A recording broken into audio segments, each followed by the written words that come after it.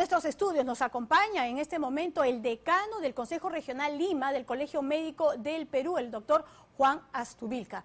Doctor, ¿ha escuchado todo lo que está viviendo, esta experiencia de esta familia, que justamente es la primera familia que ha resultado contagiada? Sus primeras impresiones, bueno, ¿qué le queda? En primer lugar, primero saludarte a ti y a todas las mujeres de nuestro país, ¿no? Por este día y transmitirle el saludo del decano nacional de Dr. Miguel Palacio Celi, del Colegio Médico del Perú, quien también transmite el saludo. Muchísimas gracias.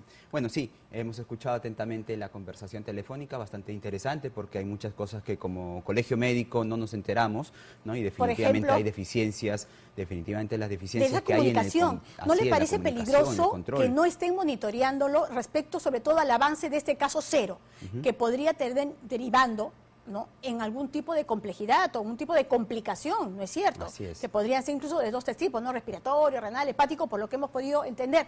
¿En eso se está fallando? Sí, yo creo que los protocolos están bien establecidos. El MINSA ha hecho su trabajo con su equipo técnico de poder establecer cómo se tiene que realizar la vigilancia epidemiológica. Sin embargo, siempre todo sistema de vigilancia no es perfecto, ¿no? Y eso también se evidencia en los otros países, ¿no? Que lamentablemente pues han tenido también un caso índice, un caso cero, y ha habido propagación y están habiendo más casos de personas que se están infectando, ¿no? Porque ningún sistema es perfecto. Sin embargo, hay que tomar la información que nos da esta llamada telefónica. Pero, por ejemplo, ¿no? a mí me ha preocupado una cosa, además de que falta de monitoreo de parte del MINSA a toda esta familia donde hay 5 miembros contagiados, que algunos no presentan síntomas. O sea, si no se hubiera detectado y confirmado el caso de este primer señor, los otros podrían andar por las calles tranquilamente esparciendo este virus porque no tienen ni siquiera estornudos, ni siquiera tienen la gripe. O sea, cero síntomas.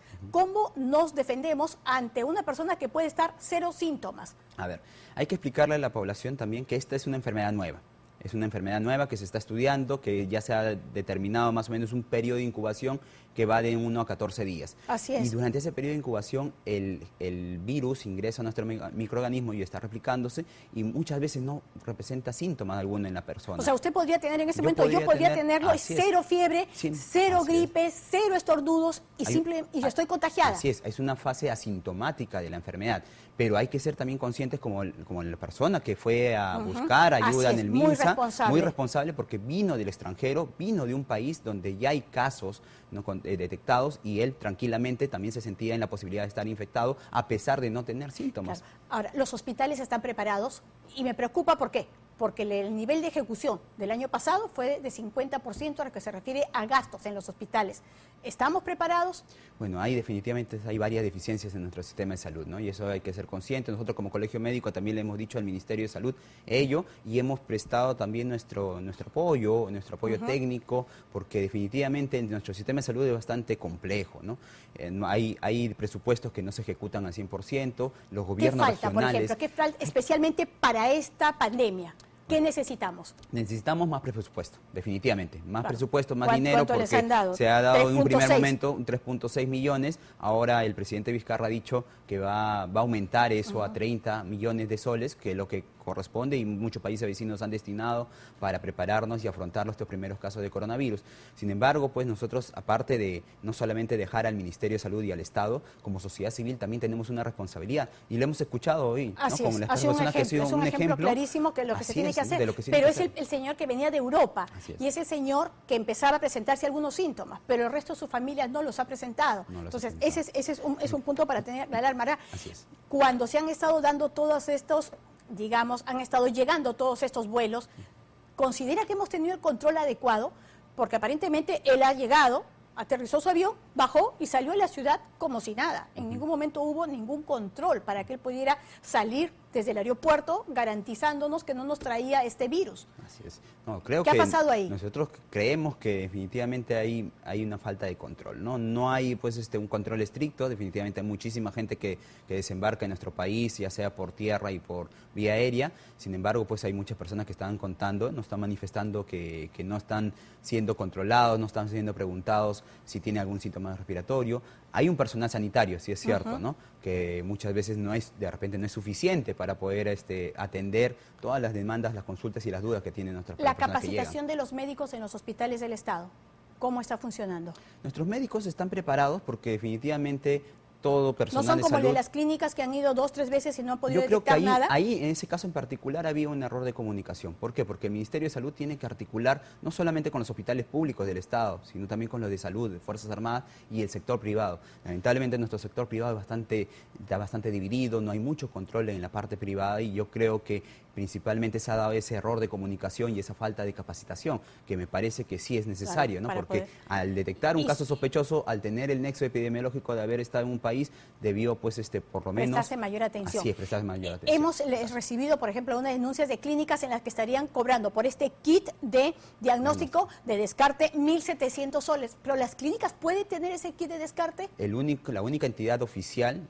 que tiene los kits de diagnósticos traídos desde la OMS acá a nuestro país es el Instituto Nacional de Salud y no se cobra. Entonces eso es importante decirle a la población que el kit que nos han entregado, que es un kit nuevo, que es un kit de una enfermedad nueva y que está produciéndose y no está repartiéndose en grandes cantidades a todos los países, sino de manera limitada, está en el INS, el Instituto Nacional de Salud, que está acá en Jesús María en Lima. Entonces es importante decirle a la población que tampoco al darse a esta noticia, que no sabemos si es verdad o no, que se estén vendiendo estos kits o se esté ofertando estos kits en clínicas, no vaya pues inmediatamente a las clínicas, sino siempre y cuando tengamos los síntomas respiratorios que ya se han manifestado, más el antecedente epidemiológico de haber estado en contacto con una persona sospechosa, con caso confirmado o de países de donde ya existen casos de coronavirus. Así es. Ahora, en estos puntos que se han establecido, son como 5 puntos, ¿no es cierto?, puntuales en la capital. En esos lugares sí se están, de alguna manera, proveyendo de todo lo que se requiere para casos ya mucho más complejos, cuando ya empiezan, por ejemplo, a presentarse este otro tipo de problemas. Sí sabemos que, por ejemplo, hay en este momento más de 200 pruebas que se han realizado, ¿no? Muchos de ellos han salido negativos, pero también habrían algunos que todavía faltan, todavía por corroborar, ¿no? 250. Ahí, ¿cómo se tendría que estar manejando? ¿Dónde ir? Ya, yo me siento un poco mal. ¿Dónde tengo que ir inmediatamente? Porque decir MINSA puede sonar como enorme, suena perfecto, pero ¿dónde? Exactamente, ¿qué significa MINSA?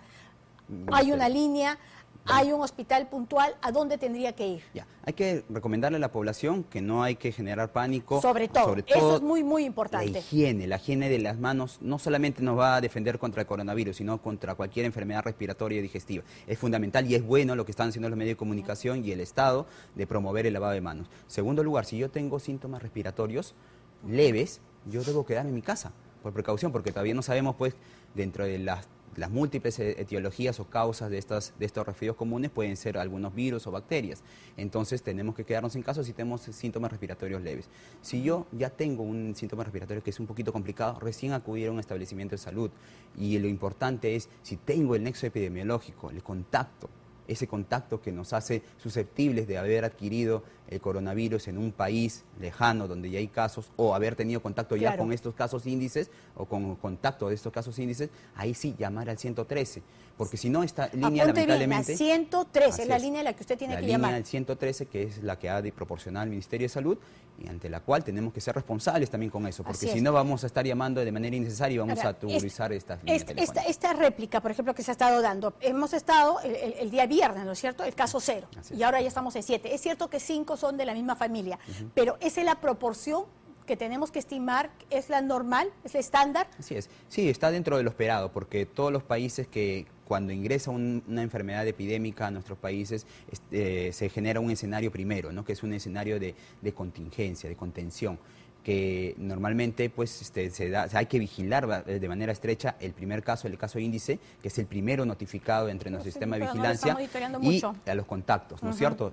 Debe ser bastante estrecho, ¿no? Hemos escuchado que definitivamente hay algunas deficiencias. Chico que estaba, además, que ha ido al colegio, han tenido que cancelar las clases en el colegio. Sí, pero es importante lo que mencionaba también la llamada telefónica, donde me refería que muchos de esos pacientes han salido positivos y no tienen síntomas. Esas personas no van a contagiar. Pero está bien que estén aislados, está muy bien, es muy responsable de su parte de que estén en la casa, porque en cualquier momento pueden hacer síntomas. Y cuando ya hacen síntomas... ¿Por qué no podrían contagiar? ¿Por qué? Porque se dice, porque el estudio que se está haciendo sobre este nuevo coronavirus indica de que en la fase asintomática, en la fase donde no tiene síntomas, la persona no contagia. Ah, ok, eso en esa etapa. Así es, en esa etapa, ¿no? Puede estar infectada ya con el coronavirus, como ha salido varios de estas personas, pero no tienen síntomas. Pero está muy bien y de esa manera responsable de parte de esa familia de quedarse. ¿Cuánto tiempo se considera que después que uno está contagiado, cuánto tiempo va a estar fuera de circulación? debería estar por lo menos unas 2 a 4 semanas, ¿no? En este caso, a esta familia están por precaución, observándola durante 4 semanas. ¿Y probablemente las clases en ese colegio también deban de cancelarse por ese tiempo, o por lo menos en esa aula? Lo que sabemos del coronavirus es que si este niño estuvo en contacto con otros niños y no tuvo síntomas, porque en ese entonces no tenía síntomas, entonces no podría haber contagiado. No debería haber contagiado a ninguno de esos niños, ¿no? Eso es un mensaje importante, porque las personas, los padres de familia de los otros niños que son compañeros de este pequeño, pueden estar alarmados y pueden pensar de que ya tienen que hacerle el descarte de coronavirus, ¿no? Pero según lo que se sabe es que en el periodo asintomático, donde no se tiene síntomas, esta persona no debería haber contagiado. Otra cosa que me llama la atención, se dice que, es cierto, uno puede resultar contagiado, pero al final de cuentas es una gripe. Pasado un tiempo de reposo y todo, uno se cura y no pasó absolutamente nada. Y en todo caso el índice de mortalidad es máximo 2%, ¿no? 1 punto algo. Sin embargo, eso no ocurrió en Argentina. ¿Qué pasó ahí que nos pueda servir de lección para que eso no nos ocurra? En Argentina la mortandad ha sido del 11% aproximadamente. Claro, hay que ver también que hay varias situaciones que hacen variar la tasa de letalidad o tasa de mortandad, ¿no? Que se está hablando. En este caso hay varios países que tienen diferentes sistemas de salud y además también la población la cual está infectada, ¿no? Por ejemplo, en este caso, si hay mayor cantidad de población adulto mayor que tiene alguna comorbilidad, o sea, una enfermedad como una enfermedad cardiovascular, una diabetes, un cáncer, cuando tenemos las defensas bajas tenemos más posibilidad de que este paciente se complique y pueda fallecer. Entonces va a depender mucho del caso índice y de los contactos primeros, ¿no? Que seguramente, pues, como en este caso hemos visto, esta familia hay un adulto mayor, pero está bien. Pero está bien, afortunadamente. Afortunadamente está bien. Entonces tiene menos posibilidades de que se complique, ¿no? En el caso, por ejemplo, de los hospitales, que es donde uno tiene que tener mucho más cuidado porque encima además hay pacientes que están en situación delicada. No hay jabón. En algunos casos no hay agua. ¿Cómo van a manejar eso? ¿Qué están haciendo? O sea, ¿han los médicos solicitado que se solucione eso? Es constantemente el pedido de todo nuestro personal de salud, los médicos también, muchas veces demandan al Estado de que se proporcionen los equipos necesarios para poder atender a la población, ¿no? Y más ahora, pues, esto debe ser más bien una oportunidad, ¿no? Para decirle al gobierno y al presidente de la República que se dote de los insumos suficientes para todos los establecimientos, no solamente de los otros 5 hospitales de referencia, sino de todo nuestro sistema de salud. El primer nivel de atención también tiene que ser fortalecido. ¿Cómo hacer que no haya agua? Así es, o sea, lamentablemente hay muchos establecimientos, centros de salud donde no hay agua, donde no hay papel toalla o jabón líquido, entonces eso es lamentable y eso es la situación que no solamente es de ahora, sino de mucho tiempo, ¿no? Y lamentablemente eso pasa por una decisión política, por inyectar más presupuesto, por también ver la política nacional de salubridad, porque muchas veces vemos en los establecimientos de salud que los baños de los hospitales y los baños de las escuelas son muy insalubres y lamentablemente pues bajo esa forma pues estamos demostrando que nuestro sistema de salud pues es un sistema de salud que no da el ejemplo, que además ¿no? dar el ejemplo, así es. Entonces lamentablemente eso es un denominador como que creo que nos estamos acostumbrando a ello y lamentablemente pues tenemos que exigirle al Estado que cambie esta política de salubridad, todos ¿no? aquellos que viajan a diario por largas horas en estos sistemas de transporte masivo, en el ómnibus, en la combi, repletos, ¿qué les aconseja? Bueno, tenemos a todos. Así es, ¿no? Ese es un nicho. Claro, hay un protocolo que se tiene que establecer. ¿Cuál es este? La mayoría de los buses o de los autobuses deben estar ventilados, ¿no? Y a veces vemos que están, incluso en los combis, en estos vehículos un poco improvisados, no se puede ni siquiera ventilar los espacios, ¿no? Entonces, sí, las personas hay que también ser responsables y si uno está enfermo en primer lugar, no debería salir. Claro, pero ¿no? probablemente estés así, bueno, si seas sintomático, de repente, claro, no te enteras, pero en todo caso, si yo tengo mañana que subirme a la combi, ¿qué me aconsejaría? Tenemos que pedirle, exigir, pues, y entrar a algunos vehículos que estén ventilados, ¿no? Que mínimamente estén ventilados, porque lamentablemente, pues, una persona no sabemos que no es la realidad. Entonces, ¿qué hago? Bajo, subo y cuando bajo me lavo las manos. Así de simple. Así es, pero por tener una persona al costado, simplemente es esperar que no estornude a mi lado. Así es, ¿no? Por eso es muy importante la comunicación. Y siempre con calma, por ¿no? supuesto, porque yo sí creo que hay que tener claro, como decíamos nuevamente, el nivel de mortalidad, de gravedad de esto es del 2%. Después es una gripe común y corriente, ¿no es cierto? Pero no hay que llegar a esos extremos y hay que cuidarnos. Hay que lavarnos las manos, hay que tener muchísimo cuidado y punto. Sí, sí, sí. Y también no solamente el lavado de manos, sino también el desinfectar los objetos, ¿no? Muchas veces botamos algunas gotitas de saliva a la hora de hablar o a la hora de estornudar, cuando no nos cubrimos bien y emitimos unas gotitas de saliva a la superficie, hay que desinfectarla, ¿no? Y si no tengo a mi disposición agua y jabón, tendré que desinfectarme con alcohol gel, y sí es importante. Y las mascarillas, no alarmar con irnos a comprar inmediatamente la mascarilla, sino hay que reservar para el personal de salud que está en contacto con estas personas que son sospechosas y las personas que tienen alguna enfermedad, ¿no? Respiratoria. Ahí sí las mascarillas. ¿Se han reunido con la ministra de Salud? Sí, para establecer todos estos protocolos, para ver en todo caso cómo se va a manejar esta situación. Sí, justo hemos tenido una reunión en el Consejo Nacional de Decanos y la ministra vino con sus 2 viceministros, nos prometió que vamos a trabajar de manera conjunta porque el Colegio Médico ha trabajado mucho en la información también con los establecimientos de salud. Hemos emitido información a nuestro personal de salud por nuestra parte y hemos llegado a la conclusión de que debemos que trabajar juntos porque lamentablemente este problema no puede ser afrontado solamente por el Estado a través de un Ministerio de Salud, sino tiene que estar involucrado el Ministerio de Educación y la sociedad civil, que es importante, por eso el rol que ustedes juegan, ¿no? Como medio de comunicación, de informar de manera objetiva a la población, de tratar de educar a nuestra población en esta nueva enfermedad, de no generar pánico y también pues no descuidarnos de las enfermedades que ya tenemos, ¿no? Que ya tenemos el dengue, tenemos la tuberculosis, VIH-Sida, que siempre han existido en nuestro país y siguen matando a personas. Al tener un alto número o un alto porcentaje de personas enfermas con tuberculosis, ¿eso nos coloca en una situación más vulnerable? Definitivamente, al tener una persona tuberculosis, se les baja la defensa, ¿no? Es una persona que es inmunodeprimida, ¿no? Entonces, cualquier persona que tiene tuberculosis, si además adquiere una infección de coronavirus, pues tiene posibilidad también de complicarse, ¿no? El riesgo es mucho más alto, Así es, ¿no? Entonces, nosotros somos un país endémico de tuberculosis, o sea que ya es frecuente que tengamos una alta cantidad de pacientes con tuberculosis. En todo caso, quienes más tendrían que cuidarse, ¿no?